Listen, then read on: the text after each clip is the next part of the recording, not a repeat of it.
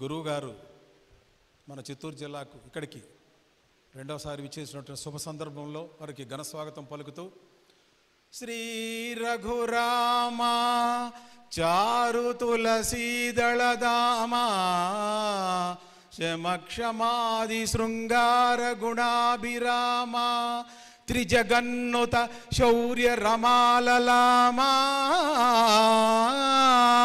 దుర్వారక బంధ రాక్షస విరామ జగజ్జన కల్మషాన్నవో తారక నామ భద్రగిరి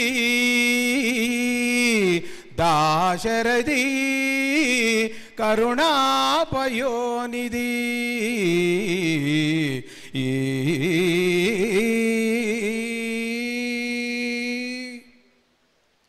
దాశరథి శతకంలో ఒక మత్స్య తునకను ఏరుకున్నాం. ఈరోజు గురువుగారు కూడా ఆ శతకం గురించి అద్భుతమైనటువంటి వీణుల విందు కల్పిస్తారు.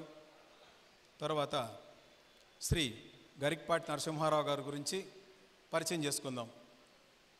వారు పశ్చిమ గోదావరి జిల్లా పెంకపాడు మండలం బోడపాడు అగ్రహారంలో వెంకట సూర్యనారాయణ వెంకట రమణమ్మ దంపతులకు 1958 సెప్టెంబర్ 14 జన్మించారు. వీరు ఎంఏ ఎంఫిల్ పిహెచ్డి చేశారు. ఉపాధ్యాయ వృత్తిలో 30 సంవత్సరాల పాటు పనిచేశారు. వారి సతీమణి శ్రీమతి శారద గారు, తర్వాత వారికి 2 కుమారులు. తన అభిమాన రచయితలైనటువంటి గురజాడ శ్రీశ్రీ పేర్లు తమ కుమారులకు పెట్టుకోవడం జరిగింది. వారు ప్రస్తుతానికి హైదరాబాదులో స్థిరపడ్డారు. ఆయన అవధాని, కవి, ప్రవచనకర్త, రచయిత. ఆయన సాహిత్య సాంస్కృతిక పౌరాణిక అంశాలన్నీ కూడా చాలా సీడీలుగా కూడా వెలువడ్డాయి. 14 పుస్తకాలు కూడా ప్రచురితమయ్యాయి.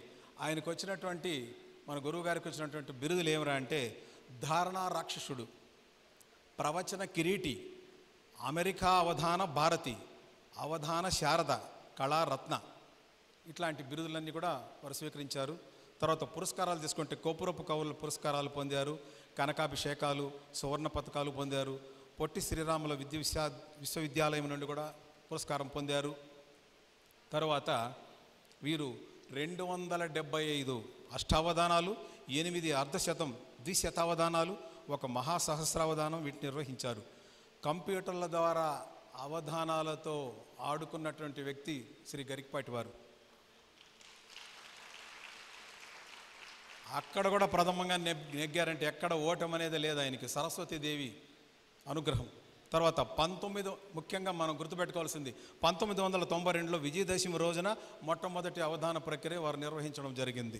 అటు తర్వాత 2006లో బెంగళూరు ప్రయోగశాలలో అవధానం మేధో పరీక్షలు ప్రథమ స్థాయిలో నెగ్గారు. తర్వాత ల్యాబ్లో కంప్యూటర్స్ దగ్గర బెంగళూరు. తర్వాత చూడండి విదేశీ పర్యటనలు మామూలుగా చేయకుండా అక్కడ కూడా అవధానాలు నిర్వహించారు. ఆ పర్యటనలు ఎక్కడెక్కడంటే America, Singapore, London, Abu Dhabi, Bahrain, Malaysia, వీటన్నిటిలో కూడా అవధానాలు నిర్వహించారు. వీరి రచనలు తీసుకుంటే సాగర ఘోష అనేది పద్య కావ్యం, మన భారతం పద్య కావ్యం, పల్లవి అని పాటలు, తర్వాత మౌఖిక సాహిత్యం, మా అమ్మ అనేటువంటి లఘు కావ్యం, తర్వాత ధార, పిల్లల బొమ్మల తెలుగు నిఘంటువు, తర్వాత అవధాన శతకం, ఇట్లాంటివి చాలా పెక్కులు గలవు. తల్లి మీద, శ్రీమతి మీద కూడా వారు పద్యాలు రాసించారు. తల్లికి, ఇల్లాలికి ఎంత ప్రాధాన్యత ఇస్తున్నారో వీటిని బట్టి మనకు తెలుస్తోంది.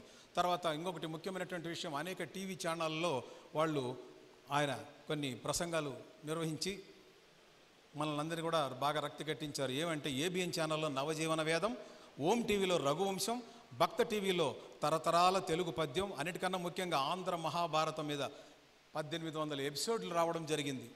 సామాన్యమైనటువంటి విషయం కాదు. మళ్ళీ మనం అందరం కూడా గుర్తు చేసుకుంటున్నాం. తర్వాత సాగర ఘోష అనే పేరుతో ఆయన ప్రసంగాలన్నీ DVD, CDలుగా వెలువడ్డాయి. ఇంకొకటి ఎంఫిల్ ఆయన యూనివర్సిటీ ఫస్ట్ రావడంతో అప్పటి ముఖ్యమంత్రి నందమూరి తారక రామారావు గారి చేత సత్కారం పొందారు. స్వర్ణ పథకం బహుకరించబడింది. తర్వాత కాకినాడ, భీమవరంలో కనకాభిషేకాలు, సువర్ణ కంకణాలు ధారణ, ఇవన్నీ కూడా జరిగాయి. 2004లో నండూరి రామకృష్ణమాచార్య పురస్కారం గ్రహించారు. 2008లో భగవాన్ శ్రీ సత్యసాయిబాబా గారి దగ్గర నుండి సువర్ణ హారాన్ని పొందారు. ముఖ్యమైనటువంటి విషయము, పద్మ అవార్డుల కోసం మనం దరఖాస్తు చేసుకోవాలి. దరఖాస్తు లేకుండా పద్మశ్రీ అవార్డు అందుకున్నటువంటి వ్యక్తి ఆయన. భారత రాష్ట్రపతి చేత పురస్కారాన్ని పొందారు. నిగర్వి మన కోసం అవార్డు తీసుకున్నారు కానీ ఆయన కోసం కాదు. అర్రులు చాచలేదు. నాకు అవార్డులు వద్దు, సన్మానాలు వద్దు, సత్కారాలు వద్దు, ఎవరికి భయపడను. నేను చెప్పింది ప్రజలు వింటే నాకు పాద నమస్కారాలు అక్కర్లేదు, అభిమానులు అక్కర్లేదు. నేను చెప్పింది విని మంచి దారిలో పోతే నాకు అదే బహుమానం అని చెప్తారు వాళ్ళు. తర్వాత ఆయన గురించి చివరిలో ఒక విషయము, ముఖ్యంగా మన ఇళ్లలో ప్రస్తుతం పీడిస్తున్న సమస్యలు, మూఢనమ్మకాలు, మూఢాచారాలు, వాటి మీద తన వాడి వేడి ప్రవచన ఖడ్గంతో దండెత్తి ఖండిస్తున్నారు, ఖండించబోతున్నారు కూడా. తన సాటి ప్రవచనకర్తలందరినీ కూడా సగౌరవంగా గౌరవంగా పిలుస్తున్నారు. వారు చాలా అద్భుతమైనటువంటి ప్రక్రియను నిర్వహిస్తున్నారు. ప్రతి తెలుగు వాళ్ళ ఇళ్లల్లో, టీవీ ఛానళ్ళలో, సెల్ ఫోన్లలో కరతలామలకంగా నిలిచిపోయారు గరికపాటి వారు. కాబట్టి ముఖ్యంగా యువతని అడ్డదారులు పట్టకుండా కళ్ళెం వేసి గుడుల వైపు నడిపించినటువంటి అవధాని శ్రీ గరికపాటి. నేను ఇక్కడ కూర్చోను, నా స్నేహితులతో కూడా ప్రతిరోజు గరికపాటి వారి గురించి 2 ముచ్చట్లు మాట్లాడకపోతే ఫుల్ఫిల్ కాదు అది ఆయన ముచ్చట్లు. ఎందుకంటే తండోపు తండలుగా పరిగెత్తి రావడం జరుగుతూ ఉంది. ఏదో డిఫరెన్స్, అందరిలాగా ఆ దేవుడు గొప్ప, ఈ దేవుడు గొప్ప, ఆ గుడికి పోయి ఈ దీపంతో ఆ నూనె వెలిగిస్తే బాగుంటుంది ఈ చెప్పకుండా ఏది చేయాలి అద్భుతమైన సైంటిఫిక్గా చెప్పడం జరుగుతూ ఉంది. బాగా ఆలోచన చేస్తే మంచి మార్గంలో పడి ఈ భయాలన్నీ కూడా పోగొట్టుకుంటాం. వారి గురించి చెప్పింది కొంత అయినా కూడా మళ్ళీ కూడా ఇంకొకసారి కూడా వచ్చి హ్యాట్రిక్ సాధించాలని మనం అందరం కూడా ఎదురు చూద్దాం. చిత్తూరు ప్రజలు మంచివాళ్ళం, ఆయన అభిమానాన్ని సంపాదించాం. కాబట్టి క్రమశిక్షణతో ఎవరు కానీ ఫోటోలు తీయడం, ఇబ్బంది పెట్టడం చేయకుండా పూర్తిగా ఆయన ప్రవచనాలు విని వాటిని ఆచరించినప్పుడు ఆయనకు చాలా సంతోషం. మీ చిత్తూరు వాళ్ళు భలేవాళ్ళు చాలా మెచ్చుకొని పోవడం జరిగింది. నిజంగా గర్వపడుతున్నాం ఈరోజు. వారి మెప్పు పొందినామంటే సగర్వంగా ఉంది. తిరుపతి వాసులు కూడా లేనటువంటి గౌరవం మనకి ఇక్కడ ఇచ్చారు. కాబట్టి ఆయన ముఖ్యంగా ఆయన ప్రసంగాలు ప్రతి ఒక్కటి కూడా పొల్లుపోకుండా విని ఆచరించి మన సభకు అన్నీ గౌరవం తీసుకుందాం. ఓం శాంతి శాంతి.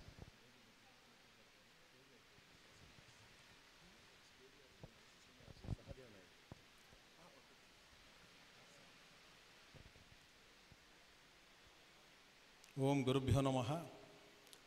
గురు బ్రహ్మ గురు విష్ణు గురుదేవో మహేశ్వర గురు సాక్షాత్ పరబ్రహ్మ తస్మై శ్రీ గురవే నమః. తస్మై శ్రీ గురవే నమః. గురువు గారిని వేదిక మీదకి సగౌరవంగా ఆహ్వానిస్తున్నాం.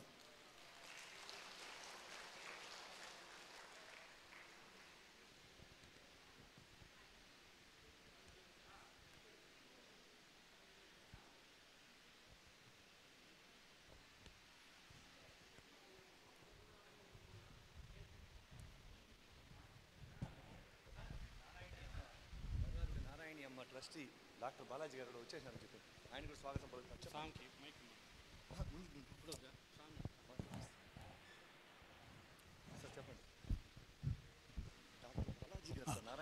నారాయణమ్మ హాస్పిటల్ డైరెక్టర్ గారు బాలాజీ గారు కూడా ఇక్కడికి రావడం జరిగింది.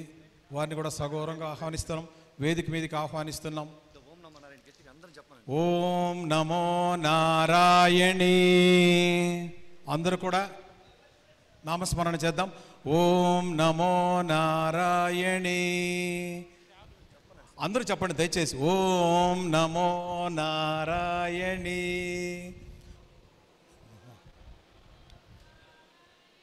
ఓం నమో నారాయణీ.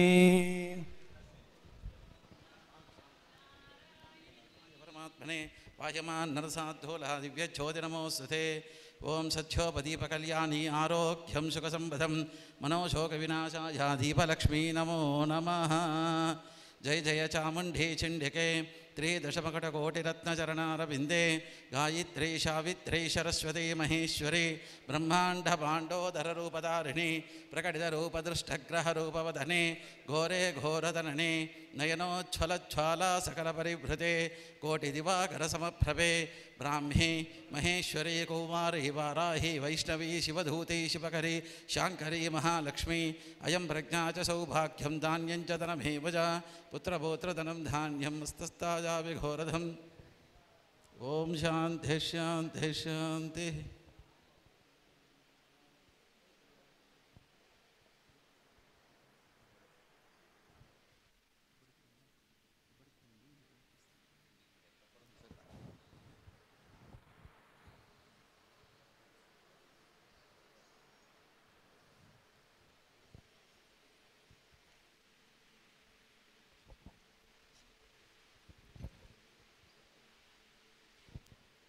నారాయణ మఠ్ హాస్పిటల్ ట్రస్టీ శ్రీ బాలాజీ గారు గురువు గారిని పుష్పమాలాలంకృతుల్ని గావిస్తారు.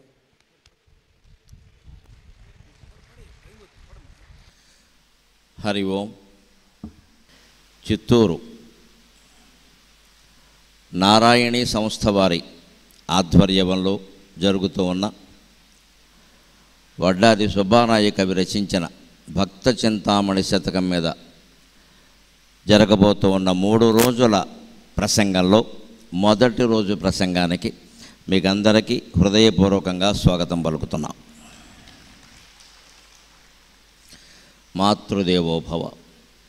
ఒడిలో కూర్చొనియుండ నీవు అమ్మా, ఒడిలో కూర్చొనియుండ నీవు మమతాయోగము పాటించి ప్రేముడిమై దేహమునెల్ల తాకునప్పుడు ఏమో గాఢ సంరక్షలో గుడిలో దీపము ఓలెదోచు. ఒడిలో కూర్చునియుండ నీవు మమతాయోగము పాటించి ప్రేముడిమై దేహమునెల్ల తాకునప్పుడు ఏమో గాఢ సంరక్షలో గుడిలో దీపము ఓలెనుంటిని. ఇప్పుడీ క్రూర ప్రపంచంబులో అడుగుల్మోపుటకే భయం బగుని. ఇప్పుడీ క్రూర ప్రపంచంబులో అడుగుల్మోపుటకే భయం బగునే. అమ్మా ఎట్లుగా పాడెదో, అమ్మా ఎట్లు కాపాడెదో. మనిషి సుఖపడేది ఎప్పుడు అంటే, వాస్తవంగా చెప్పాలి అంటే తత్వశాస్త్రం ప్రకారం తల్లి గర్భంలో ఉన్నప్పుడు, మళ్ళీ తర్వాత ఈ భూమి విడిచి వెళ్ళిపోయిన తర్వాత. ఈ మధ్య జీవితం అంతా అతలాకుతలమే, అల్లకల్లోలమే అని మనకి రోజు రోజుకి బాగా అర్థమవుతూనే ఉంది. అమ్మా నీ ఒళ్ళో ఉన్నప్పుడు, నీ గర్భంలో ఉన్నప్పుడు, నీ ఒడిలో ఉన్నప్పుడు నేను గుడిలో దీపంలా నిశ్చింతగా ఉన్నాను. ఇప్పుడు ఈ క్రూరమైన ఈ ప్రపంచంలో అడుగు పెట్టడానికే భయంగా ఉంది.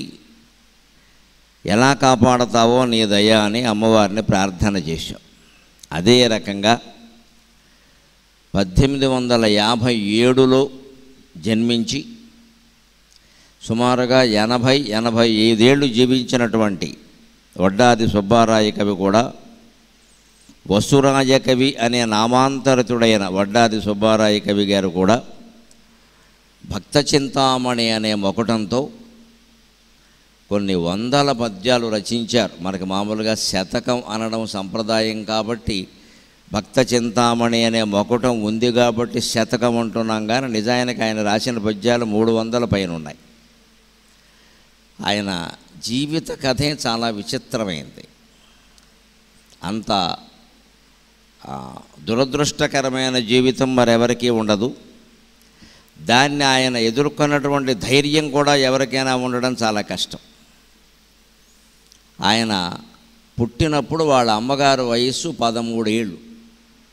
అప్పట్లో కానుపులు అలా ఉండేవి. 13 ఏళ్లకి బిడ్డను కంది ఆవిడ. 13 ఏళ్ళప్పుడు పుట్టాడు ఈయన. ఈయనకి 11-12 ఏళ్ళు వచ్చేసరికి తల్లి గతించింది. తర్వాత ఇంకో 4-5 ఏళ్ళు వచ్చేసరికి తండ్రి గతించాడు.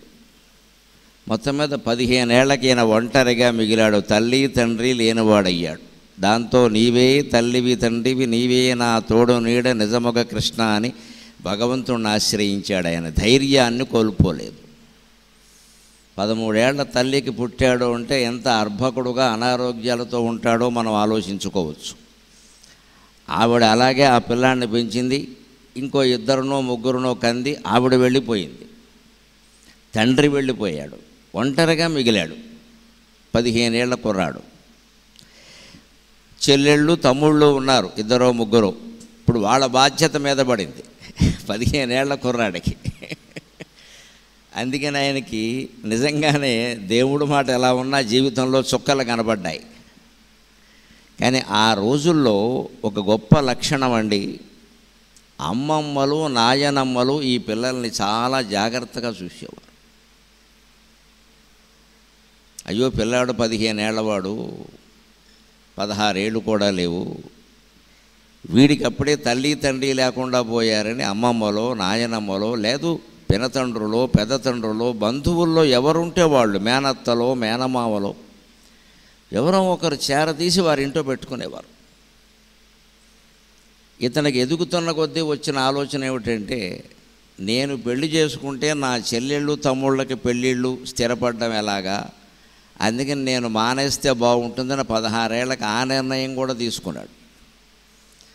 కానీ పాపం బంధువులు, రే అబ్బాయి ఇవన్నీ ఏవో ఉంటాయి సమస్యలు, మేము ఎదుర్కోలేదా, వాళ్ళకందరికీ చదువులు అవుతాయి పెళ్ళిళ్ళు అవుతాయి, నువ్వు అలా ఒంటరిగా మిగిలిపోతావు, నీకు 25 ఏళ్ళు వచ్చే సమయానికి ఇవన్నీ అయిపోతాయి, కానీ తర్వాత జీవితం అంతా ఒంటరిగా మిగిలిపోతావు, నువ్వు భగవంతుడి దేవాల 100 ఏళ్ళు బతికితే 75 ఏళ్ళు నీ జీవితానికి తోడెవరు నీడెవరు అని చెప్పి ఎవరి కష్టాలు ఎలా ఉన్నా ఎవరి దారి వారు చూసుకోవాలి అబ్బాయి అని చెప్పి మొత్తం మీద 18 ఏళ్లకో 19 ఏళ్లకో అప్పటికి పెళ్లి చేశాక కూడా ఆయన త్యాగపూరితమైన ఆలోచన ఎలా ఉంది, ఆయన రాసిన పద్యాలు భగవత్పరంగా ఇంత ఆర్తితో ఎందుకున్నాయి అంటే ఆ త్యాగమయమైన హృదయం. 18 ఏళ్లకో ఎప్పుడో పెళ్ళైనా కూడా ఆయన ఎలా ఆలోచించాడంటే, నాకు పిల్లలు కలిగితే నా తమ్ముళ్ళని చెల్లెళ్ళని చూసేవాళ్ళు ఎవరు ఉంటారు, నా పిల్లలు నా స్వార్థమే నాకు సరిపోతుంది, భగవంతుడు నాకు బాధ్యత అప్పగించాడు కదా, అంచేత నాకు పిల్లలు కలగడానికి వీలు లేదు అని ఆ పెళ్లి కూతురును కూడా ఒప్పించి పిల్లలు కనకుండా ఉండిపోయాడు. సరే మరి సంసార సౌఖ్యాలు అయితే తప్పవు కదా, వాటికి దూరం చేయకూడదు కాకూడదు, అది ధర్మం కాదు, వివాహం అయ్యాక అది పద్ధతి కాదు. అందుకని ఏం చేశారంటే విచిత్రంగా ఆ రోజుల్లో వైద్యం తేగ బొడ్లు బాగా తినేసేట. తేగ బొడ్లు అంటే తేగకి ఇటో బద్ద అటో బద్ద ఉంటాయి, మధ్యలో చందమామ అంటారు, అది ఎవరు తినరు, అది తింటే చదువు రాదంటారు, అది తినరు, అది అనారోగ్యం. దానికి తోడు తేగకి పైన బొడిపులా ఉంటుంది, దాన్ని బొడ్డు అంటారు. ఆ తేగ బొడ్లు తింటే పిల్లలు పుట్టరట, అంటే పురుషులు నిర్వీర్యులు అయిపోతారు అన్నమాట, సంతానం కలిగే శక్తి ఉండదు వారికి. అంచేతన తేగ బొడ్లు విపరీతంగా తినేసేట, పిల్లలు కలగడానికి వీల్లేదని. సరే ఏదో అయింది, ఈ చెల్లెళ్ళు తమ్ముళ్ళు 2 3 ఉన్నారు, వాళ్ళకి పెళ్ళిళ్ళు అయినాయి, ఏదో వృత్తుల్లో స్థిరపడ్డారు. తర్వాత 25 ఏళ్ళు దాటేసరికి ఈయనకి సమస్య వచ్చింది, ఈయన భార్య ఇద్దరే మిగిలారు, వాళ్ళందరూ ఎవరి దారిని వాళ్ళు ఉన్నారు. అప్పుడు మళ్ళీ ఈయనకి సంతానం కావాలనిపించింది. అప్పుడు మొదలెట్టాడు ఈ శతకం. ఆయన అంత అనాథ అయినటువంటి పిల్లాడిని భగవంతుడా నువ్వు కాకపోతే ఎవరు రక్షించారయ్యా, అంచేత ఇప్పుడు ఈ త్యాగబొట్లు విపరీతంగా తినడం వల్ల నాకు సంతాన కనే శక్తి లేకుండా పోయింది, మళ్ళీ నా భార్య సంతోషించే విధంగా మా వంశం నిలబడే విధంగా నాకు మంచి కుమారుణ్ణి కుమార్తెని ఇవ్వాల్సిన పూచి కూడా నీదే అని భగవంతుడిని ప్రార్థిస్తూ దేవా భక్త చింతామణి దేవా భక్త చింతామణి అని శతకం మొదలుపెట్టయితే ఆయన ఆశ్చర్యకరంగా చిన్న చిన్న కష్టాలు కూడా దేవుడితో చెప్పుకున్నాడు. చిన్న చిన్న కష్టాలు కూడా ఆయనకు అప్పుడప్పుడు ఎడమ కన్ను బాగా అదురుతూ ఉండేదిట, ఎడమ కన్ను అదిరితే మగవాళ్ళకి అశుభం అంట, అందుకని ఆయన ఎడమ కన్ను కాకుండా కుడి కన్ను ఎదిరేలా చేయవయ్యా అని దండం పెట్టాడు, అదో పద్యం రాశాడు. అంటే సంపూర్ణంగా భగవంతునికి శరణాగతి చెందిన మహాకవి యొక్క పద్యాలు మీరు వినబోతున్నారు. మీరు అదృష్టవంతులు, మీరు అదృష్టవంతులు. నేను అందుకే కార్యకర్తలు ఏమిటండి భక్త చింతామణి శతకం అని కళ్యాణి గారిని అడిగితే నేను ఏమీ చెప్పను, దాన్ని వినిపిస్తానంతే అన్నాను నేను. ఆయనకి నా మీద నమ్మకం, మీరు ఏం చెప్పినా బాగానే ఉంటుందండి, అందుకని మీ ఇష్టం అన్నారు ఆయన. మీకు ఎందుకు, నేను చెప్తాను కదా ఆ విషయం అంతాను. ఆయన ఈ ప్రాంతంలో పుట్టాడు, ఈ ప్రాంతంలో పెరిగాడు, ఈ ప్రాంతపు భాషతో పద్యాలు రాశాడు, రాయలసీమ ప్రాంతపు భాషతో. ఆ నుడికారాలు కనపడతాయి అందులో. ఇన్ని కష్టాలు ఎదుర్కొన్నాడు, ప్రతి కష్టాన్ని భగవంతుడితో చెప్పుకున్నాడు. మానవుడు ఎవరితో చెప్పలేదు, అసలు పక్కింటి వాళ్ళతో చెప్పలేదు, పత్రికలతో చెప్పలేదు, పరమేశ్వరుడితోనే చెప్పుకున్నాడు. విచిత్రం ఏమిటంటే పరమేశ్వరుడు ఆయన ఎదుర్కొన్న ప్రతి కష్టాన్ని తీర్చాడు. తల్లిదండ్రులు లేరు, నేను ఒంటరివాడిని అంటే పెళ్లి చేశాడు, నాకు పిల్లలు వద్దంటే లేకుండా చేశాడు, నా చెల్లెళ్ళకి తమ్ముళ్ళకి పెళ్ళిళ్ళు కావాలి, ఉద్యోగాలు రావాలి, స్థిరపడాలంటే స్థిరపడేలా చేశాడు. అన్ని పద్యాల మీదే జరిగాయి. ప్రతి కోరిక పద్యమే, సమాధానం అనుగ్రహం అంతే. చివరికి మళ్ళీ నేను చేసిన పిచ్చి పని వల్ల తేగపొట్లు తినేయడం వల్ల నాకు పిల్లలు లేకుండా పోయారయ్యా, నా భార్య నేను ఒంటరి వాళ్ళమయ్యాం, నేను మొగాడిని ఎలాగో బతుకుతా, ఆవిడ 10 మందిలోకి పెడితే పిల్లలు లేరు అని మొదలు పెడుతున్నారు అందరూ. ఆ రోజుల్లో ఇంకా ఎక్కువ ఈ తాటింపు, ఎక్కడికి ఎక్కువ, ఇప్పటికీ అప్పుడు ఇంకా ఎక్కువ. అసలు పిల్లలు లేని స్త్రీని స్త్రీగా చూసేవారు కాదు, ఆక్షేపించేవారు. అందుకని ఆవిడ ఇబ్బందులు ఎదుర్కొంటుంది అంటే మళ్ళీ పిల్లలు ఇచ్చాడు వీళ్ళకి కూడా. ఆ కుర్రాడు అనారోగ్యంతో పుట్టాడు, వాడికి ఆరోగ్యం ఇవ్వమంటే ఆరోగ్యం ఇచ్చాడు. వాడికి తెలివితేటలు చదువు సరిగ్గా రాలా, వాడు మేధావి కావాలంటే మేధావిని చేశాడు భగవంతుడు. కుమార్తెకి పెళ్లి కావడం కోసం కొంచెం ఆ రోజుల్లో రజస్సులు కాకుండానే వివాహాలు చేసేవారు. ఇప్పుడు 1890 మాట అంటే ఏమిటది? ఆ రోజుల్లో చాలా ఆచారాలు పద్ధతిగా ఉండేవి. ఎవరైనా రజస్సులు అయిన తర్వాత పెళ్లి చేస్తే వాళ్ళ ఇంటికి పెళ్లికి వెళ్ళేవారు కదా ఎవరు, నువ్వు తప్పు చేసావని. రజస్సులు కాకముందే చేసేయాలంతే, అష్టావర్ష భవేత్ కన్యా అంతే. అలాంటి పరిస్థితి వస్తుంది, పెళ్లి కావట్లేదంటే కూతురికి పెళ్లి చేశాడు భగవంతుడు. ఆ కూతురికి పురుడు కష్టమైతే పద్యం రాశాడు, ఆ పురుడు కూడా తేలిగ్గా అయింది. సుఖప్రసవం ఇవయ్యా మా అమ్మాయి కంటే భగవంతుడు అనుగ్రహించాడు. అన్నీ అయిపోయాక విచిత్రంగా ఆ కొడుకు కూడా యోగ్యుడైన తర్వాత, ఆయన కూడా స్థిరపడిన తర్వాత ఈయనకు అనారోగ్యాలన్నీ అప్పుడు మొదలయ్యాయి. మరి తిన్న తేగబొడ్లన్నీ ఏమవుతాయి?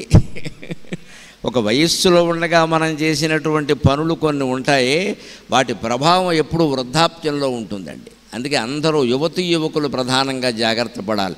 25-30 ఏళ్ల వయసులో ఒళ్ళు తెలియకుండా తినకూడనవన్నీ తినేసి, తాగకూడనవన్నీ తాగేసి, తిరగకూడని తిరుగుళ్ళన్నీ తిరిగేస్తారు. ఇంకా తిరగకూడని తిరుగుళ్ళు అంటే అర్థం చేసుకోవాలి, నేను వివరించక్కర్లేదు. ఇంకా అది రోడ్ల మీద తిరగడం కాదు. అది కొందరిని తాగుబోతూ అన్నట్టే లోకంలో కొందరిని తిరుగుబోతూ అంటారు, అంటే అర్థం వేరుగా ఉంటుంది ఖచ్చితంగా. తినకూడనవన్నీ తినేసి, తాగకూడనవన్నీ తాగేసి, తిరగకూడని చోట్లల్లా తిరిగేస్తే ఈ 30 ఏళ్ల వయస్సులో అది తెలియదు. మంచి పటుత్వంలో ఉంటాడు కదా, అది తెలియదు.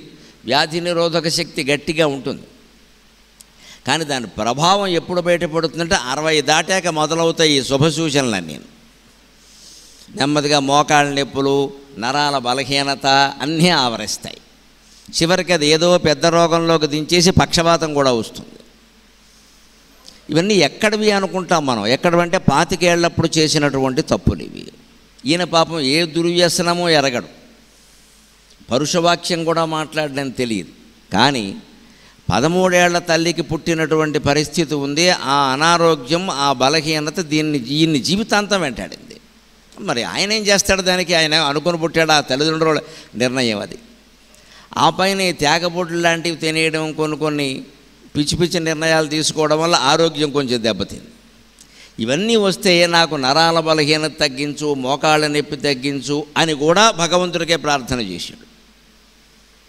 ఇలా జీవితం అంతా ప్రార్థనలు చేసుకుంటూ బతికి, ఈయనకు ఉన్న ఇంకో శ్రద్ధ ఏమిటంటే నన్నయ తిక్కనాదులకు కూడా లేనిది ప్రతిపద్యాన్ని గ్రంథస్థం చేసి పుస్తకం మీద రాయడమే కాకుండా, తాటాకుల మీదో పుస్తకం మీదో రాయడమే కాకుండా, అది ఎప్పుడు రాశాడో తేదీలు కూడా వేశాడే. ఇది ఫలానా శుక్లనామ సంవత్సరం శ్రావణ శుద్ధ పంచమి నాడు రాశాను, ఈ రోజు నా పుట్టినరోజు అని కూడా రాశాను. దానివల్ల ఏమైందంటే 1857 నుంచి 1940 వరకు, సుమారుగా స్వాతంత్రం రావడానికి 2-3 ఏళ్ల క్రితం వరకు ఈయన బతుకున్నారు. 80 ఏళ్ళు పైగా. సహస్రచంద్ర దర్శనం కూడా చేసుకున్నాను అని రాశాడు పద్యం ఆయన. ఎందుకంటే 80 సంవత్సరాల 8 మాసాలకి సహస్రచంద్ర దర్శనం చేసుకుంటారు మన తెలుగు లెక్క ప్రకారం. 1000 నెలలు అంటే 1000 నెలలు కాదు, 1000 పున్నములు చూడాలి. 1000 పున్నములు మనకు 5 ఏళ్లకోసారి 2 అధిక మాసాలు వస్తాయి. అంచేతను ఆ 2 మాసాల్లో కలిపితే 2 పున్నములు అదనంగా చూసినట్టే లెక్క. 80 ఏళ్లలో 16 ఏళ్ళు 32 పున్నములు అదనంగా వస్తాయి. అంచేతన 80 ఏళ్ళు గడిచేసరికి 960 పున్నములు అవుతాయి. అధికంగా వచ్చే పున్నములు కలిపి 32 992 అవుతాయి. కాకపోతే 80 సంవత్సరాలు దాటిన వారందరూ ఆ తర్వాత 8 నెలలు దాటగానే సహస్రచంద్ర దర్శనం చేసుకోవచ్చు. ఊరికే ఏదో పండగ చేసుకుని పిల్లలందరినీ పిలిచేసి అమెరికా నుంచి హడావుడి చేయడం కాదు. సహస్రచంద్రం దర్శనం చేసుకునే యోగ్యత కలగాలి అంటే 1000 జతల బట్టలు దానం ఇచ్చి చేసుకోవాలి ఖచ్చితంగా. దాని పద్ధతి అది. 1000 జతల బట్టలు, అది కూడా లేని వాళ్ళకే ఇవ్వాలి. బాగా ఉన్న వాళ్ళకి పిలిచి బహుమతులు పెట్టడం కాదు, అవి లెక్కలోకి రావు. నువ్వు ఆడపడుచుకి ఇచ్చావు, మరదలకు ఇచ్చావంటే అవన్నీ తీసేయి, పేదవాళ్ళకి ఏమి ఇచ్చావు చెప్పు. అదే మన సంస్కృతి. లేని వాళ్ళని పిలిచి భర్తకి పంచే కండువా, భార్యకి చీర రవిక, లేకపోతే ఇప్పుడు ఆధునిక కాలం కాబట్టి వాళ్ళు ఏం ధరిస్తే అవి, తప్పేమీ లేదు అందులో. అవే ఇవ్వాలని, వాళ్ళు కట్టనప్పుడు ఇచ్చే ఉపయోగం ఏమిటి? వాళ్ళు ప్యాంటు చొక్కా వేసుకుంటే అవే ఇవ్వండి, లుంగీ చొక్కా వేసుకుంటే అదే ఇవ్వండి. నేను ఎప్పుడు బనీన్తో ఉంటానంటే శుభ్రంగా బనీను కొనివ్వండి, ఎవరు వద్దన్నారు? ఈ చేదస్తాలు అక్కర్లేదండి. పూర్వం వాళ్ళు పెట్టేవారు పట్టు పంచి పెడతా, వాడు కట్టుకోడు, ఒక్కపోసి వస్తున్నాడు, వాడికి ఎందుకు ఆ పట్టు పంచి? వాడు కట్టుకునేది ఎవరాదా? అందుకని ఈ కాలంలో ఏం కట్టుకుంటారో అవే ఇవ్వచ్చు. ఏది ఇచ్చినా భారతీయ సంప్రదాయం ఏమిటంటే రెండు ఇవ్వాలి ఖచ్చితంగా, ఒక్కటి ఇవ్వకూడదు. చీర రవిక, పంచే కండువ, ప్యాంటు చొక్కా. ఎందుకంటే మనకి కింద ఒక వస్త్రం పైన ఒక వస్త్రం ధరించడం అలవాటు. అందుకని రెండు పెట్టండి, ఒక్కటే పెట్టకండి అంటారు. అందుకే దుశ్శాలువా అని వాడుతారు. దుశ్శాలువా అంటే చెడ్డ శాలువా కాదు, రెండు శాలువాలు. దుగ అంటే రెండు అని అర్థం. పట్టు శాలువా కూడా కాదు, రెండు శాలువా. ఎందుకంటే ఈ శాలువాలు కప్పే సంప్రదాయం వచ్చాక ఈ తిరుపతి వెంకట కవుల కాలంలో అక్కడ 100 ఏళ్ల క్రితం పంచెల బదులు శాలువాలు కప్పడం వచ్చింది. శాలువా అనే మాట తెలుగు మాట కాదు, కాశ్మీర్ నుంచి వచ్చింది. శాలువాలన్నీ కాశ్మీర్ నుంచే వస్తాయి. మరి శాలువా ఒక్కటే కదా, మనకి రెండు బట్టలు పెట్టడం సంప్రదాయం కదా అంటే తిరుపతి వెంకట కవులు చమత్కారంగా ఏం చెప్పారు, అయితే 2 శాలువాలు కప్పబోయా, నేను మేమన్నా వద్దన్నావా అన్నారు. అదే జోడు శాలువా అయింది. జోడు శాలువా కప్పితే గొప్ప సన్మానం చేసినట్టు లెక్క. ఆ రోజుల్లో జోడు శాలువాలు 1116లో ఎవరికైనా ఇచ్చారు అంటే వారిని ఏనుగు ఎక్కించినట్టే, ఇంకా అంత గొప్ప సన్మానాలు జరిగాయి. అలా ఇచ్చేవారు. అలాగే నా సహస్రచంద్ర దర్శనం కూడా చేసుకున్నాడు ఆ పద్ధతిలోనే. అప్పుడు కూడా ఓ పద్యం రాశాడు. అలాగ మొత్తం 80-85 ఏళ్ల జీవితంలో అన్నీ భగవదర్పితంగా భగవంతుడికి చేసిన విజ్ఞప్తులే ఈ భక్త చింతామణి శతకం. దాంట్లో మొదట్లోనే ఆయన ఈ మొత్తం విశ్వమంతటిని దేవుడు ఆడుకుంటున్న ఆటగా ఎంత అందంగా స్పష్టంగా మన తెలుగు అమ్మాయిలు చిన్నపిల్లలు ఆడుకునే ఆటతో పోల్చి వర్ణించాడో చూద్దాం మనం. పడుచుల్ వేడుక బొమ్మరిండిసుకలో బాగొప్ప నిర్మించి, పడుచుల్ వేడుక బొమ్మరిండిసుకలో బాగొప్ప నిర్మించి, చొప్పడ ముగ్గులు పచరించి ఆడుకొని ఆపై ఆటగొల్లంచు కట్టడముల్ పాడునరించి ఏగుతరి. పడుచుల్ వేడుక బొమ్మరిండ్లు ఇసుకలో బాగొప్ప నిర్మించి, చొప్పడ ముగ్గులు పచరించి ఆడుకొని ఆపై ఆటగొల్లంచు కట్టడముల్ పాడునరించి ఏగుగతి. కట్టడముల్ పాడునరించి పోవుగతి. వేడ్కన్ నీకు ఈ విశ్వమున్, వేడ్కల్ నీకు ఈ విశ్వమున్ పొడమంజేసి భరించి మాపుటలు ఎబ్డున్. వేడ్కల్ నీకు ఈ విశ్వమున్ పొడమంజేసి భరించి మాపుటలు నెబ్డున్. భక్త చింతామణి, భక్త చింతామణి. మన జీవితంలో సమస్త దుఃఖాలు పోవాలి అంటే ఒక్క విషయం గ్రహించి తీరాలండి.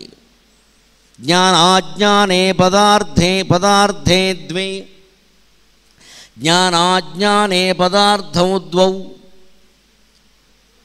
ఆత్మనో ముక్తిబంధదౌ.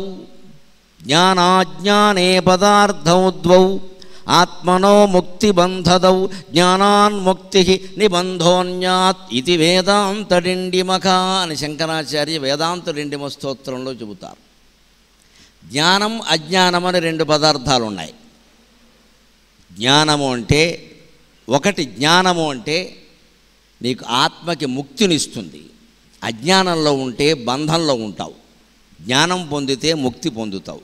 ఎవరైనా బంధాన్ని కోరుకుంటారా, ముక్తిని కోరుకుంటారా? ముక్తినే కోరుకుంటారు. అయితే ముక్తి వేరు, విముక్తి వేరు. భాషలో ఉండే చిన్న తేడా గమనించాలి. ముక్తి వేరు, విముక్తి వేరు. విముక్తి అంటే ఊరికే విడుదల. అందుకే వారు జైలు నుంచి విముక్తులయ్యారు అంటారు. జైలు నుంచి ముక్తి పొందారన్నారు, అంత సీన్ లేదు దానికి. అక్కడ ముక్తి పొందడం అని విముక్తి అని వాడతారు. అంటే అందులోంచి బయటకు వచ్చాడు అంతే. అంతవరకు ఒక నిర్బంధంలో ఉన్నాడు, అందులోంచి బయటకు వచ్చాడు, అంచేది విముక్తి పొందాడు అంటారు. విముక్తి పొందితే అది తాత్కాలికం అండి. మళ్ళీ ఇంకో బంధంలో పడవచ్చు, మళ్ళీ ఇంకో జైలుకి వెళ్ళచ్చు, ఏదో జరగచ్చు. కానీ ముక్తి పొందినవాడు జైలుకి వెళ్ళకపోగా ఏ బంధంలోనూ పడ్డావు. అంటే శాశ్వతంగా మనం ఆనందంగా ఉండాలంటే మోక్షం పొందవలసింది. అందుకే సంస్కృతంలో కూడా మోక్షం వేరు, మోక్షణం వేరు. మోక్షము అంటే ముక్తి, మోక్షణము అంటే విడుదల.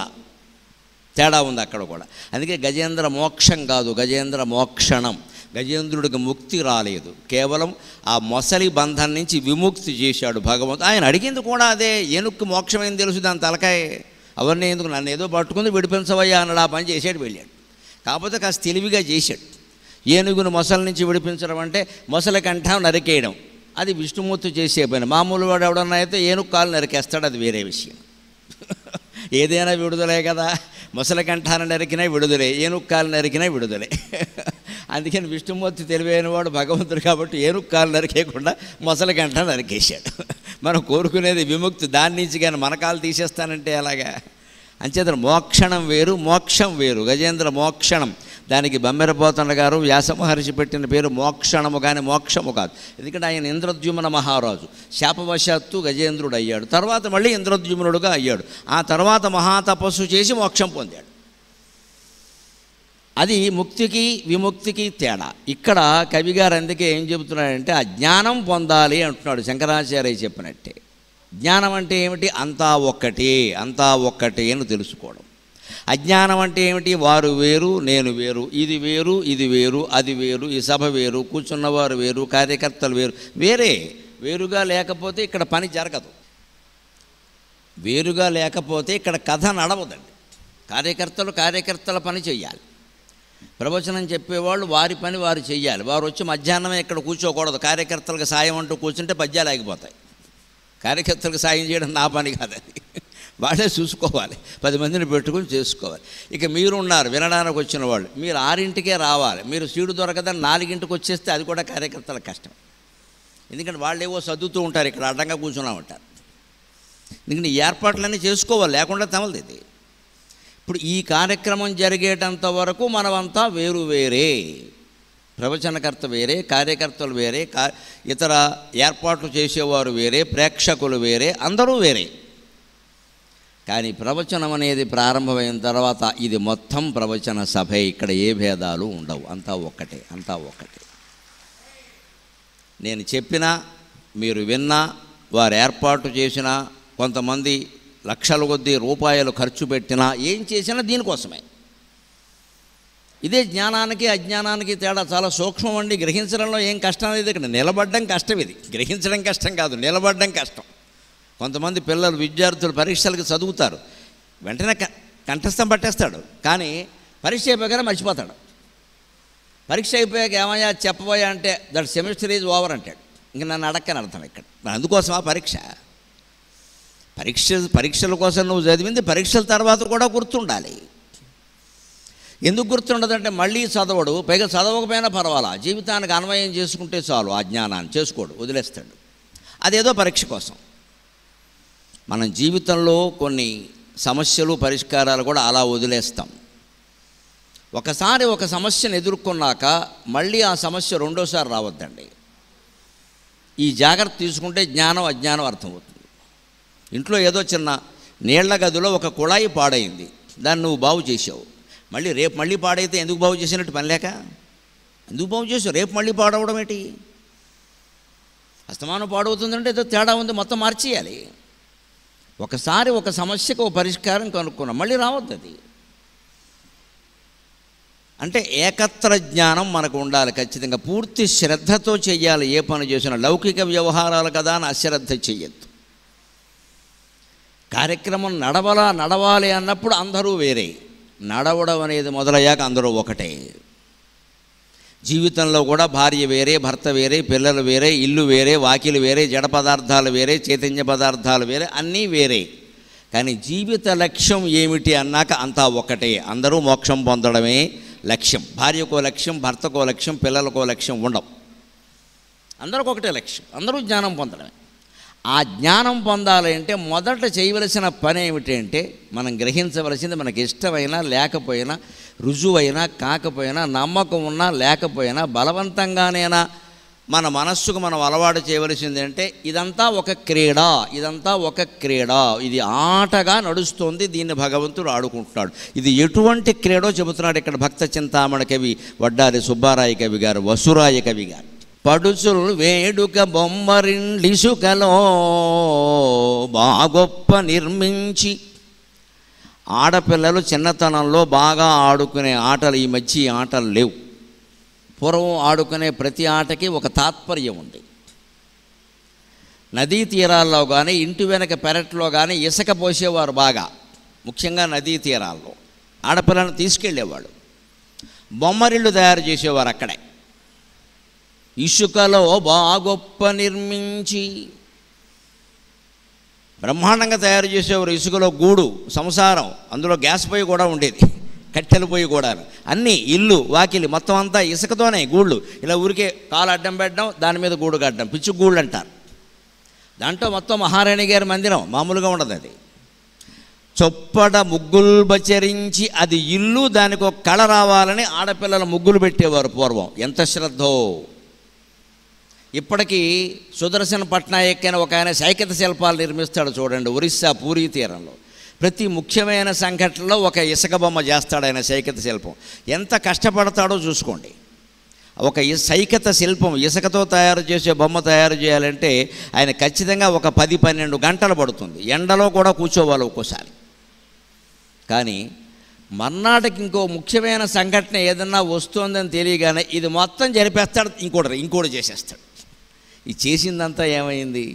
మనకేమనిపిస్తుందంటే వెంటనే దాన్ని ఎక్కడైనా స్థిరంగా చేస్తే బాగుండు, దాన్ని ఒక శిల్పంలో ఈయన ఇసుక బొమ్మలు చేస్తాడేమిటి, మంచి సిమెంటుతో చేయొచ్చు కదా, రాతితో చేయొచ్చు కదా, కనీసం చెక్కతో చేయొచ్చు కదా, కనీసం గోడ మీద చిత్రలేఖనమైనా చేయొచ్చు కదా, ఉండిపోతుంది కదా ఆలోచన. మన అజ్ఞానం అంతా ఎక్కడుంది అంటే ఈ ఉండిపోతుంది అనే ఆలోచన, దాన్ని ఉండేలా చెయ్యాలనే అజ్ఞానంలోనే ఉందంతా. దేన్ని ఉండేలా చెయ్యొద్దు, ఏది ఉండదు. అది గ్రహించడమే ఉండేలా చేయడం. ఏదైనా ఉండాలి అంటే అది ఉండదు అని గ్రహిస్తే చాలు, ఉంటుంది అంతే. అక్కడ నువ్వు ఉంచేలా చేస్తే ఉండదు. అది జీవితంలో కూడా మనం చేసే పెద్ద తప్పు ఇది. ప్రతిదాన్ని నిక్షిప్తం చేసి జాగ్రత్త చేయాలి. ఇవాళ పెళ్ళిళ్ళు జరుగుతున్నాయి, మీరు గమనించండి. కేవలం ఫోటోగ్రఫీ, ఆల్బమ్లు, వీడియోల కోసం లక్షలు ఖర్చు పెడుతున్నారు, లక్షలు. పెళ్ళికి ముందు కూడా ఖర్చు పెడుతున్నారు. ప్రీ వెడ్ షూట్ అని పంపించేస్తున్నారు అమ్మాయిల్ని అబ్బాయిల్ని. ఎక్కడ తిరుగుతారో ఏం చేస్తారో తెలియదు. లక్షలు ఖర్చు పెడుతున్నారు. తర్వాత మీరు గమనించండి, ఈ ఆల్బమ్స్ వాళ్ళు ఎప్పుడైనా చూశారా? ఎప్పుడు చూడరు. ఫోన్లో పెట్టుకుంటారు, కెలకడమే. కొత్త వేస్తుంటే పాత కూడా కెలుగుతారండి, తోసేయడమే. అది కూడా ఏ ఫోటోని 5 నిమిషాల పాటు కూడా చూడరండి, 5 సెకండ్లు కూడా చూడరు, తోసేయడమే మొత్తం. ఇంట్లో మాత్రం ఇన్ని ఆల్బమ్స్ ఉంటాయి అక్కడ బూజు పట్టేసి. ఎందుకు? ఎవరైనా మన ఇంటికి చూడడానికి వచ్చినప్పుడు వాళ్ళ మొహం మీద వారేస్తాడు, ఇది కాలక్షేపం కోసం. వాడు ఎందుకు చూస్తాడు? అందులో వాడు లేడు. వాడు చూస్తే ఒకవేళ పొరపాటున ఏం చూస్తాడు? వాడు ఎక్కడున్నాడో ఆ ఫోటో తీస్తాడు. అందరికీ మనుషులకి స్వార్థమే కదా. మరి నువ్వు ఆల్బమ్ అంతా ఎందుకు తయారు చేసినట్టు పని లేక నువ్వు చూడవా? వాడికి ఇస్తావా? వాడు చూడ్డా? ఎందుకు ఇంత లావు ఇక్కడ అడ్డంగా అవతల బారేస్తే పోలా? ఈ నిక్షిప్తం చేయడానికి ప్రాధాన్యం ఇస్తారు. కానీ నిజంగా కాపురం శాశ్వతంగా ఉండాలంటే మన మనస్సులను ఎలా మార్చుకోవాలి అనే దానికి ప్రాధాన్యం ఇస్తే ఈ దేశంలో విడాకుల సమస్య ఉండదమ్మా. అన్నీ మావిడాకులే ఉంటాయి. అదిగా చెబుతున్నాడు ఇక్కడ భక్త చింతామణి కవి. మన జీవితానికి ఎంత అవసరమో ఆలోచించండి. నువ్వు కాపురం చేసినా సరే అది ఇసుకతో కట్టిన పిచుగ్గూడయ్యా, కూలిపోవడం ఖాయం. దాని గురించి తాపత్రయపడకూరికే. అది కూలిపోతుందని గ్రహించు, సిద్ధంగా ఉండు, అప్పుడు అదే నిలబడుతుంది అన్నాడు ఆయన. అది కూలిపోతుంది, తప్పదు. భార్యాభర్త ఎంత అనురాగంతో ఉన్నా కూడా ఎవరో ఒకరు ముందు వెళ్ళిపోతారు కదండి. 60 ఏళ్ళు 70 ఏళ్ళు దాటాక ఉంటారా? ఎవరో ఒకరు తప్పదు. భగవంతుడు ఎవరు నిర్దేశిస్తే వాళ్ళు. తర్వాత ఇంకొకరు బతక తప్పదండి. చచ్చిపోతారా వారితో పాటు? ఆ బతకడానికి కూడా వీలుగా మన మనస్సును తయారు చేసుకోవాలి. తయారు చేసుకున్నాం కదా అని నువ్వు పోయినా కూడా నాకేం బెంగలేదు అనకూడదు. కొంపలు అంటుకుంటా ముందే వీడిని పోగొట్టేస్తారు. ఆ మాట పైకంటావు ఎందుకు? వేరే విధవా ఆ మాట పైకంటారా? నువ్వు పోయినా కానీ నాకేం బెంగలేదు, నేను వేదాంతం నేర్చుకున్నది ఎందుకు? బాధ పెట్టడానికా? ఎవరు పోయినా ఎవరికి బెంగ లేకుండా బతికేంత జ్ఞానం మనం సంపాదించాలి. కానీ ఆ మాట మొహం మీద అనకూడదు. ఎందుకంటే జీవితం అంతా ఓ డ్రామా, ఎవరి డైలాగ్ వారు వెయ్యాలి. ఎవరి డైలాగు వారు. రావణాసురుడు పాత్ర వేసిన వాడు గొప్ప రామభక్తుడు కావచ్చు, వాడు హనుమంతుడు వచ్చి సుందరకాండలో సీతాదేవిని ఇస్తావా రాముడి చేతిలో సస్తావా అంటే ఏదైనా సరే నేను ఇవ్వను అని చెప్పాలి తప్ప, నేను రామభక్తుడిని తప్పకుండా పట్టుకొచ్చి సీతాదేవిని ఇచ్చేస్తా అంటే వీడికి రావణాసురుడు వేసినందుకు 4 రూపాయలు కూడా ఇవ్వరు వీడికి. నీకు ఈ పాత్ర ఏమి, నువ్వు చెప్పిన డైలాగ్ ఏమిట్రా అంటారు. నువ్వు రావణాసురుడివి, నువ్వు సినిమా అయ్యే వరకు వ్యతిరేకిస్తూనే ఉండాలి, నువ్వు ఇచ్చేస్తానంట వీటి అంటే వీడేమంటే నేను రామభక్తుడు జై శ్రీరామ్ అంటాను, సీతాదేవి గొడవ నాకెందుకని ఇచ్చేద్దా, అయితే నువ్వు రావణాసురుడు పాత్ర వేయకూడదు. జీవితంలో మనమేనా అంతే, మన పాత్రకి సంబంధించిన సంభాషణలే మనం వల్లించాలి. అది నిజాయితీగానే చెప్పొచ్చు, నాటకాలు ఆడాల్సిన అవసరమే లేదు. ఆ జ్ఞానము లోపల ఉంటే చాలు, బయటికి మాటల్లో వ్యక్తం కావక్కల్లా. అంచేది ఆడపిల్లల పూర్వం ఈ పిచ్చుగూళ్ళు లాంటి ఇళ్ళు కట్టేవారు. అంతేకాదు ఇవాళ ఇంటి ముందు ముగ్గైపోతే అలాగా చొప్పడ ముగ్గులు బచ్చరించి ముగ్గులు వేసేవారు, ఆడుకొని సాయంత్రం వరకు ఆడుకునేవాడు. తర్వాత ఇంటి దగ్గర నుంచి పెద్ద కేకేసేది, అమ్మ రండి ఆడపిల్లలు కూడాను ఆరైపోతుంది పిచ్చుగూళ్ళు మీరు ఎంతసేపు కడతారు రండి అనేవాడు. అనగానే పరిగెత్తేవారు. వెళ్ళేటప్పుడు ఏం చేసేవారు తెలుసా, ఆటగొల్లు అని మొత్తం దండేసేవారు. దాన్ని ఆటగొల్లు అంటే ఆట అయిపోయింది అని అర్థం అండి మొత్తం. అందుకే కొల్లగొట్టడం అనే మాట వచ్చింది తెలుగులో. కొల్లగొట్టడం అంటే మొత్తం తీసుకెళ్ళిపోవడం. ఆటగొల్లు అంటే ఆట మొత్తం రద్దు చేసేయడం. అంటే అక్కడ కట్టిన గూళ్ళు ముగ్గులు అన్నీ వాళ్ళ కాళ్ళతో వాళ్ళే చెరిపి, అందులో కూడా పోటీ పడతారు. ఇద్దరు ముగ్గురు పోటీ పడి చెరిపేస్తారు. ఇంత కష్టపడి కట్టినటువంటి బొమ్మరిల్లుని పిచ్చుగోళ్ళని వాళ్ళ కాళ్ళతో వాళ్ళే చెరిపేస్తున్నారు కదా. జీవితం కూడా అంతే కదా. భగవంతుడు ఈ సృష్టిని అలాగే నిర్మిస్తున్నాడు, పోషిస్తున్నాడు, చివరికి చెరిపేస్తున్నాడు. శ్రీమద్ రమారమణ గోవిందో హరి. ఈ విషయం దృష్టిలో పెట్టుకుంటే 1000 కోట్లు సంపాదించినా కూడా గుండెపోటు రాదు. ఎందుకంటే ఎవడికి ఇవ్వాలో వాడికి ఇచ్చేస్తాడు. ఎందుకు సంపాదించారంటే తను ఒక్కడే సంపాదించగలడు కాబట్టి. భగవంతుడు సంపాదించే అవకాశం అందరికీ ఇవ్వడం, కొందరికే ఉంటుంది అది అదృష్టం. వారు సంపాదించాలి, తప్పులేదు. కానీ ఎవరికి ఇవ్వాలో వారికి అందరికీ ఇచ్చేయాలి. ప్రభుత్వానికి కట్టేవి కట్టాలి, పేదలకు ఇచ్చేవి ఇవ్వాలి. తాను అన్ని కోట్లు సంపాదించానన్న పేరు ఉంటే చాలు, ఇంకేం అక్కల. అన్నీ కూడబెట్టి తాళాలేసి మంచం కింద కంచం కింద బాత్రూంలో నీళ్ళ రాళ్ళ కింద పెట్టాడు అనుకో, వీడికి నిద్రట్టదు, గుండెపోటు వస్తుంది. నువ్వు సంపాదించడం తప్పు కాదు, దాని మీద పిచ్చి ప్రేమ పెంచుకుంటున్నావు అది తప్పు. ప్రేమ పెంచుకోనప్పుడు సంపాదించడం ఎందుకంటే మంచిది, చాలా గొప్ప వేదాంతం. సంపాదించడమే మానే, గొడవలేదు. ఊరు కూడా సంపాదించేది ఈయనే, ప్రేమ పెంచుకునేది ఈయనే, పోయిందని ఏడిచేది ఈయనే, గుండెపోటు వచ్చిందని ఏడిచేది ఈయనే, ఉన్నదంతా ఖర్చు పెట్టేది ఈయనే. ఏమంటారు దీన్ని అజ్ఞానం అనకపోతే? చిన్నపిల్లలు ఎలాగైతే బొమ్మరిళ్ళు కట్టి ఆడుకుని ఆటగొల్లు అని మొత్తం ఎలాగైతే కూల్చి పారేస్తున్నారో, వేడ్కల్ నీకు ఈ విశ్వమున్ పొడమంజేసి భరించి మా పుటలు నిబ్డున్ భక్త చింతామణి. ఈ విశ్వాన్ని కూడా సృష్టి చేయడం, దాన్ని పెంచి పోషించడం, మళ్ళీ దాన్ని మొత్తం లయం చేసేయడం నీకు ఒక వేడుక. ఆ వేడుక అనే మాట గ్రహిస్తే చాలు. ఆ వేడుక భగవంతుడు ఆడుకుంటున్న ఆట ఇది, ఆయన వేడుక. ఆయన ఆటలో మనం బొమ్మలు కాగలిగాం. ఇంతకంటే అదృష్టం అక్కల్లా. ఆట అని జీవితాన్ని భావిస్తే ఓటమికి కూడా సిద్ధంగా ఉంటామండి. ఇవాళ మనం ఓటమికి ఎందుకు సిద్ధంగా లేవు? ఇంటర్మీడియట్ పరీక్షా ఫలితాలు రాగానే 100 మంది విద్యార్థులు ఆత్మహత్యలు చేసుకుంటున్నారు. నేను ఇవాళ పత్రికల్లో చదివిన దాని ప్రకారం ఒక్క ఏడాదిలో నెలకి 1000 మంది విద్యార్థులు ఆత్మహత్యలు చేసుకున్నారండి. 3 ఏళ్లుగా జరుగుతున్నది ఇది. 2019, 20, 21, 22లో నెలకి 1000 మంది. నెలకి 1000 మంది విద్యార్థుల ఆత్మహత్యలను భరించగలిగే స్థితిలో మనం ఉన్నాం. అంతా యువకులే, అంతా యువతులే. 3 ఏళ్లలో 36,000 మంది అని చెప్పాడు పత్రిక. సంపాదకీయంలో వచ్చిన మాట, వార్త కూడా కాదు. సంపాదకీయం రాయాలంటే ఎన్నో ఆలోచించుకుంటే కానీ రాయరు, ఎన్నో ఖాయం చేసుకుంటే కానీ సంపాదకీయం రాయరు. ఎడిటర్ స్వయంగా రాస్తాడు, దానికి ఆయన బాధ్యత వహించాలి. అలా ఒక ప్రధాన పత్రికలో నేను చదివిన వార్త ఏమిటంటే, ఈ రోజుని ఏడాదికి 3 ఏళ్లలో 36,000 మంది విద్యార్థులు ఆత్మహత్య చేసుకున్నారు దేశంలో. అంటే ఏడాదికి 12,000, నెలకి 1000, రోజుకి 30 మంది పైన. రోజుకి 30 గంటలు లేవు, 24 గంటలే ఉన్నాయి. కానీ గంటకు ఒకరు పైన ఆత్మహత్య చేసుకుంటున్నారండి. ఎందుకంటే జీవితాన్ని ఆటగా గ్రహించేటువంటి స్థితిని, జ్ఞానాన్ని మనం విద్యార్థులకు ఇవ్వడం లేదు. జీవితమే ముఖ్యం, నువ్వు గెలవడమే ముఖ్యం, నువ్వు ఫస్ట్ ర్యాంక్ పొందాలి, నువ్వు అమెరికా వెళ్ళాలి, నువ్వు డాక్టర్ అవ్వాలి, తోమేస్తున్నారు పట్టుకుని. ఇక్కడ అటు కోచింగ్ సెంటర్ల వాళ్ళు అంతే, తల్లిదండ్రులు అంతే. ఈ తోమడాన్ని మానేసి నువ్వు చదువుకోవడం ముఖ్యం, నీకు ఎన్ని మార్కులు వచ్చాయన్న దాంతో మాకేం సంబంధం లేదురా అబ్బాయి. ఎన్ని మార్కులు వచ్చినా నువ్వు సత్యానికి, ధర్మానికి, దైవభక్తికి కట్టుబడి ఉండడం ముఖ్యం అని పిల్లలకి బాగా చెప్పాలండి, బాగా చెప్పాలండి. దైవం అనగానే మతం అంటే ఊరుకునే పని లేదండి. అలా ఊరుకోమండి ఇక నుంచి ఖచ్చితంగా. హిందుత్వానికి ఈ దేశంలో కాదమ్మా, ప్రపంచం అంతటా ప్రాధాన్యం పెరుగుతోంది, ప్రపంచం అంతటా ప్రాధాన్యం పెరుగుతోంది. దైవానికి సంబంధించిన పాఠాలే పుస్తకాల్లో ఉండాలి, మిగిలిన అనవసరం తీసిపారేయండి అసలు అంతే. ఆ దైవభక్తి, దేశభక్తి రెండు లేకపోబట్టి ఇలా తయారవుతున్నాం మనం. ఇది ఒక ఆట అని గ్రహిస్తే, ఇది ఒక డ్రామా అని గ్రహిస్తే, ఇది ఒక సినిమా అని గ్రహిస్తే ఎందుకంత తీవ్రంగా తీసుకుంటావా జీవితాన్ని? అవసరం ఏంటి?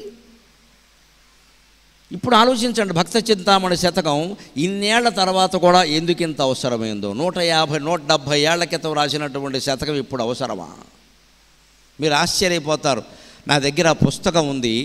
ఆ వంశానికి చెందిన మనవడో ముని మనవడో ఎవరో నాకు ఓసారి కనపడి, అయ్యా ఇది పుస్తకం మా తాతగారో ముత్తాతగారో రాశారండి, మీలాంటి వాళ్ళు చెప్తే దీన్ని బాగుంటుందంటే ఆ పుస్తకం ఇవ్వండి నాకు. నేను విన్నాను దాని గురించి, నాకు ఆ పుస్తకం ఇవ్వండి. ఆ పుస్తకం నాకు ఆయన 2 ఏళ్ల క్రితమో 3 ఏళ్ల క్రితమో ఇచ్చే సమయానికి ముట్టుకుంటే ఊడిపోయేలా ఉన్నాయి పేజీ. ముట్టుకుంటే చదివితే ఊడొచ్చేస్తుంది పేజీ. కానీ అలాగే ఓపికగా అది మళ్ళీ ఆయన తిరిగి ఇమ్మన్నాడు. ఆయన అదో సంత.